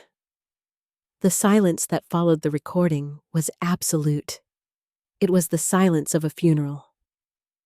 The funeral of Derek Hawthorne's reputation. I reached out and pressed the stop button. I looked at Derek. He was standing there, his chest heaving, his hands shaking. He looked stripped. The suit, the watch, the arrogance, it was all gone. He was just a thief in a room full of decent people. "You," he whispered, staring at me with hatred that burned like acid. "You tricked me. You set me up." I didn't set you up, Derek, I said softly. I just listened. You were the one who couldn't stop talking. I turned to Mr. Henderson. Arthur, I said, I believe you have a motion to consider. Mr. Henderson straightened his tie. He looked at Derek with pure disgust. "I move to terminate Derek Hawthorne as director, effective immediately," Mr. Henderson said. "And I move to reject the offer from Vanguard Urban Solutions, pending a full forensic audit." "Second," Mrs. Higgins said, her voice trembling with anger. "I second the motion." "All in favor?" Mr. Henderson asked. 5 hands went up. "Motion carried," Mr. Henderson said. He looked at Derek. "You're fired, Derek. Get out." Derek stood there for a moment. He looked at the board members. He looked at the screen where his graph was still projecting a downward red line. And then he looked at me. "This isn't over," he hissed. "You think you've won? You have nothing. I'll leave. I'll go to the Caymans anyway. I have the money. You can't touch me." He grabbed his briefcase. He turned and ran for the door. I didn't move to stop him. I just watched him go. "Let him run," I said to the board. "He won't get far." I looked at my watch. It was 10:30. "Elias should be pulling into the parking lot right about now," I said. I closed the red folder. The confused old lady was gone forever. Rowena Price was back, and she had one last lesson to teach. Derek Hawthorne didn't walk out of the conference room. He fled. I listened to his heavy, frantic footsteps pounding down the hallway. He was running toward the front door, toward his silver car, toward an imaginary future where he was sipping Mai Tais on a boat in the Caribbean. He didn't know that the future had already been canceled. I stood up slowly, smoothing the wrinkles in my skirt. "Excuse me," I said to the stunned board members. "I need to see this through." I walked out of the conference room. I didn't run. I moved with the steady, inexorable pace of a glacier. I walked past Mrs. Gable's empty desk. I walked past the portraits of the founders on the wall. I walked toward the light at the end of the hall. Through the glass of the front doors, I saw the scene unfold like a silent movie. Derek had burst through the doors, his keys already in his hand. He was halfway down the steps when 2 black SUVs screeched into the parking lot, blocking the exit. They didn't use sirens. They didn't need to. The sudden, aggressive arrival was enough. Derek froze. He looked left. He looked right. He looked back at the door where I was standing. He was trapped. Elias Thorne stepped out of the first SUV. He looked enormous in his trench coat, a relic of a different era of law enforcement. Behind him, 4 men in windbreakers with yellow lettering stepped out. IRS. Criminal Investigation. I pushed the front door open and stepped out onto the porch. The air was crisp. The sun was shining on Derek's sweating face. "Going somewhere, son?" Elias rumbled. His voice carried across the lot effortlessly. "Get out of my way," Derek shouted, though his voice cracked. He held his briefcase in front of him like a shield. "I haven't done anything. This is harassment. I'll sue the government." Elias just smiled. He pulled a folded piece of paper from his pocket. "Derek Hawthorne," he said, "I have a federal warrant for your arrest. Charges include wire fraud, money laundering, and tax evasion." "You can't prove it," Derek yelled, backing up until he bumped into the hood of his own car. "It's all circumstantial. My aunt is crazy. She made it up." I walked down the stairs, one step at a time. The click of my heels on the concrete was the only sound in the parking lot. "They don't need my testimony, Derek," I said softly. He whipped his head around to look at me. His eyes were wild, bloodshot rims of panic. "You," he spat, "you did this." "I did," I admitted. "But you made it very easy." I stopped a few feet away from him. I was flanked by federal agents, but I didn't need their protection. Derek was deflated. He was a balloon that had lost its air. "You think you're so smart," Derek sneered, trying one last time to regain control. "You don't understand how these things work. I have lawyers. I have structures. It's complex offshore financing. You're just a retired bookkeeper." I laughed. It was a genuine laugh this time. "A bookkeeper?" I shook my head. "Derek, I spent 40 years as a special agent for the IRS. I didn't just check math. I hunted wolves." I took a step closer. I wanted him to hear the details. I wanted him to know exactly why he had lost. "You didn't use complex financing," I said, my voice clinical and cold. "You used a textbook shell company, but you got greedy. You structured your deposits. You kept them under $10,000 to avoid the automatic currency transaction reports. That's called smurfing, Derek. And it's a felony all by itself." Derek's mouth opened, but no sound came out. "And the wire transfers," I continued. "You used a domestic correspondent bank to move the money to the Caymans. That means the funds crossed state lines before they crossed international borders. That triggers the Patriot Act. That gives the FBI jurisdiction alongside the IRS." I pointed to the briefcase he was clutching. "And let me guess. You have your laptop in there? And probably the physical ledger Mrs. Gable told me about?" Derek gripped the bag tighter. "That's evidence," I said. "And since you were attempting to flee with it, the judge will deny bail. You're not going to the Caymans, Derek. You're going to a federal holding facility. And you're going to stay there until trial." Derek looked at Elias. He looked at the agents. He realized the walls were not just closing in. They had already crushed him. I can fix this," he stammered, his voice dropping to a whisper. "Aunt Ro, please. I'm family. Henry wouldn't want this." "Henry despised thieves," I said, "and he despised bullies even more." I nodded to Elias. "Take him," Elias said. 2 agents moved forward. They didn't rough him up. They didn't need to. They simply took the briefcase from his hands and turned him around. Derek didn't fight. He slumped against the car as the handcuffs clicked into place. The sound was metallic and final. As they led him toward the SUV, he looked back at me one last time. He looked smaller than I had ever seen him. The expensive suit looked like a costume he had borrowed from a bigger man. "I'm sorry," he whispered. "No, you're not," I said. "You're just caught." They put him in the back seat. The door slammed shut. I stood there in the parking lot as the SUVs drove away. The Silver Shark was left behind, abandoned, a monument to his vanity. Elias stayed behind. He walked over to me and put a heavy hand on my shoulder. "You okay, Rowena?" he asked. "I'm fine, Elias," I said. I took a deep breath of the fresh air. "Actually, I'm better than fine. I feel awake." "You were terrifying back there," Elias chuckled. "I hunted wolves. That was a nice touch." "It was the truth," I said. The front door of the center opened again. The board members shuffled out. They stood on the porch, looking at the empty space where Derek had been. They looked lost. They looked at me with a mixture of awe and fear. Mr. Henderson walked down the steps. He looked at me, then at the empty driveway.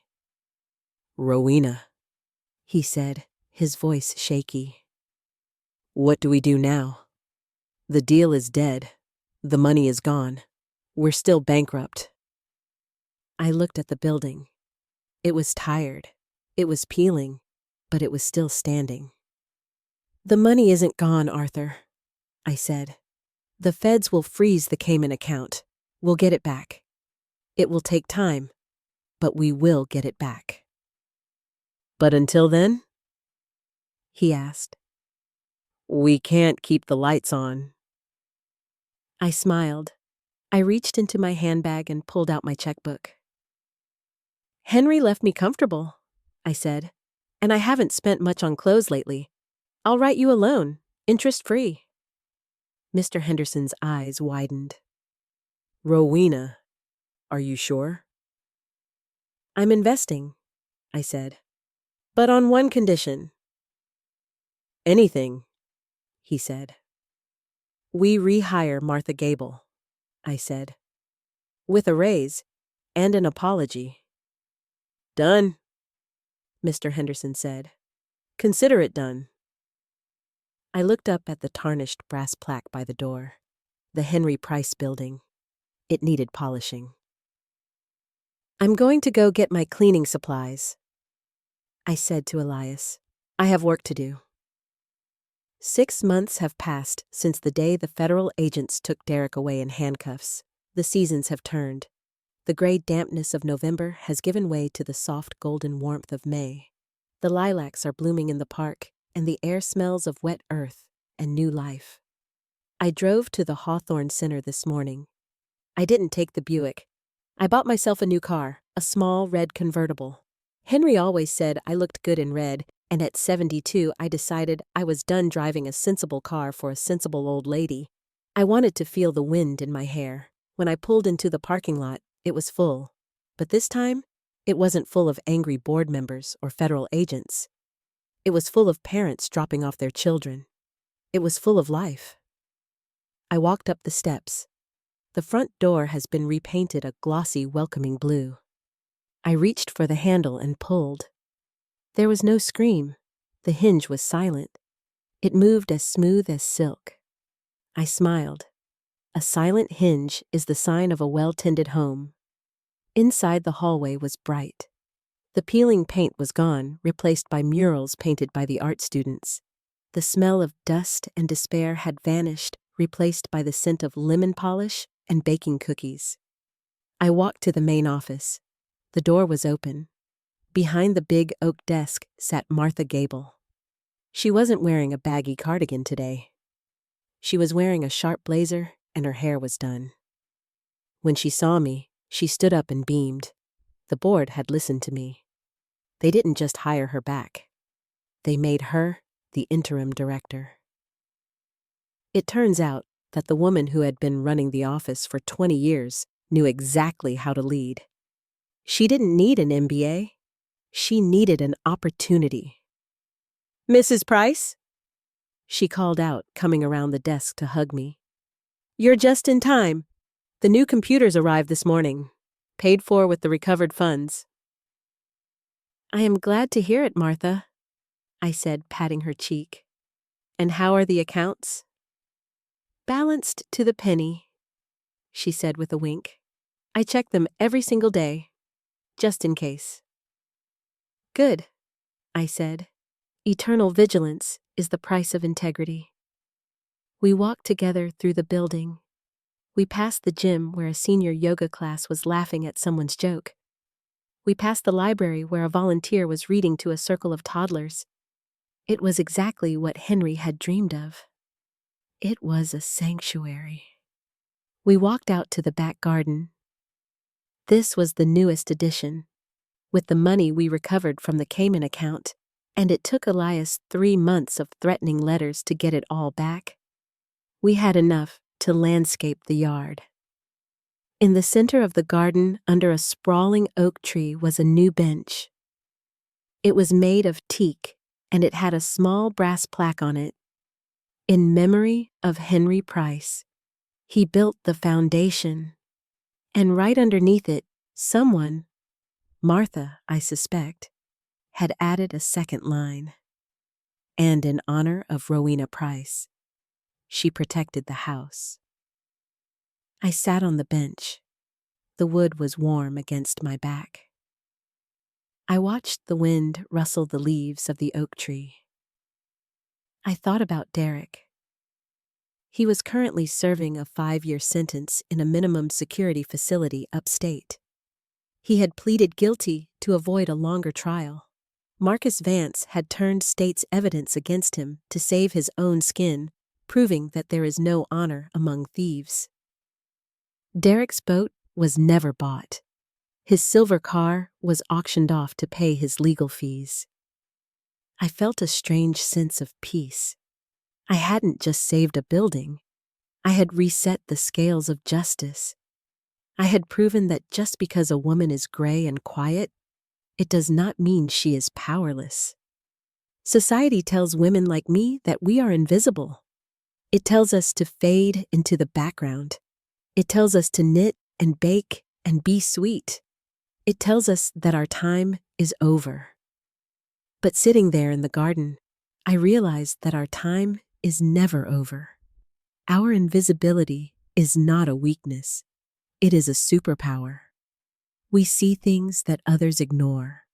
We hear the secrets that people speak when they think no one important is listening. We are the archivists of the truth. I closed my eyes and listened to the sounds of the center. The legacy was safe. The wolves had been chased away. I am Rowena Price. I am 72 years old. I am a widow. I am a grandmother figure. And I am the most dangerous person in the room if you try to hurt the people I love. I opened my eyes and looked at the sky. It was a beautiful day. We did good, Henry, I whispered. We did good. So that is my story. I would love to hear what you think. Do you think I was too hard on my nephew? Or does a man who steals from children and gaslights an old woman deserve to lose absolutely everything? Let me know in the comments below. And if you believe in justice, please subscribe to Silver Fox Legacy. Until next time.